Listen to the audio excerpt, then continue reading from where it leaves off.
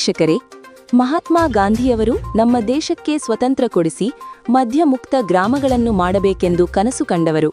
ಆದರೆ ನವಲಗುಂದ ತಾಲೂಕಿನ ತಿರ್ಲಾಪುರ ಗ್ರಾಮದಲ್ಲಿ ಸರಾಯಿಯನ್ನು ಊರಿನ ಮಧ್ಯಭಾಗದಲ್ಲಿ ಹಾಗೂ ಊರಿನ ಮುಂಭಾಗದಲ್ಲಿ ಹೆಸರಿಗೆ ಕೋಲ್ಡ್ ಡ್ರಿಂಕ್ಸ್ ಅಂಗಡಿಗಳು ಎಂದು ನಾಮಫಲಕವನ್ನು ಹಾಕಿ ಭರ್ಜರಿಯಾಗಿ ಸರಾಯಿಯನ್ನು ಮಾರುತ್ತಿದ್ದಾರೆ.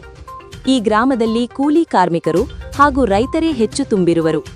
ಈ ಕೂಲಿ ಕಾರ್ಮಿಕರು ದಿನಂಪ್ರತಿ 200 ಅಥವಾ 300 ರೂಪಾಯಿ ದುಡಿಯುವುದೇ ಹೆಚ್ಚು.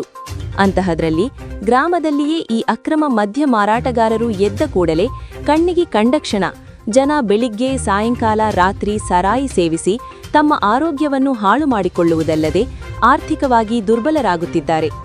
ರಾತ್ರಿ ವೇಳೆ ಹೆಣ್ಣು ಮಕ್ಕಳು ಅಡ್ಡಾಡುವುದೇ ಕಷ್ಟವಾಗಿದೆ. ಇಷ್ಟೆಲ್ಲ ಅಕ್ರಮ ನಡೆಯುತ್ತಿದ್ದರೂ ಇದನ್ನು ನಿಯಂತ್ರಿಸುವ ದುರ್ಬಲವಾದ ಅಬಕಾರಿ ಅಧಿಕಾರಿ ರಾಮ ಅರೇನ್ನವರ್ ವರ್ಷ ಕಳೆದರೂ ಕಣ್ಮುಚ್ಚಿ ಕುಳಿತಿದ್ದಾರೆ. ಈ ಅಧಿಕಾರಿಯವರಿಗೆ ಇನ್ನುವರೆಗೆ ಯಾಕೆ ಗೊತ್ತಾಗಿಲ್ಲ ಎನ್ನುವುದು ಯಕ್ಷ ಪ್ರಶ್ನೆಯಾಗಿದೆ. ಈ ಸುದ್ದಿಯನ್ನು ನೋಡಿದ ಮೇಲೆ ಯಾವ ಕ್ರಮ ಕೈಗೊಳ್ಳುತ್ತಾರೆ ನೋಡಬೇಕು. ದಯವಿಟ್ಟು ಸಂಬಂಧಪಟ್ಟಂತಹ ಇಲಾಖೆ ಇತ್ತ ಕಡೆ ಗಮನಹರಿಸಿ ಕಠಿಣ ಕ್ರಮ ಜರುಗಿಸಬೇಕೆಂದು, ಅದೇ ರೀತಿ ಗ್ರಾಮಸ್ಥರ ಹಿತ ಕಾಪಾಡಬೇಕು ಹಾಗೂ ಸಮಾಜದ ಸ್ವಾಸ್ಥ್ಯ ಕಾಪಾಡಬೇಕು. ಈ ಗ್ರಾಮದಲ್ಲಿ ಅಕ್ರಮವಾಗಿ ಮದ್ಯ ಮಾರಾಟ ಮಾಡುತ್ತಿರುವ ಅಂಗಡಿಗಳನ್ನು ಮುಚ್ಚಿಸಿ ಸರಾಯಿ ಮುಕ್ತ ಗ್ರಾಮವನ್ನು ಮಾಡಬೇಕು ಎಂದು ಕೇಳುತ್ತೇನೆ. ಆನಂದ್ ಬೆಳಗಲ್, ಕರಾಳ ಸತ್ಯ ನ್ಯೂಸ್, ನವಲಗುಂದ.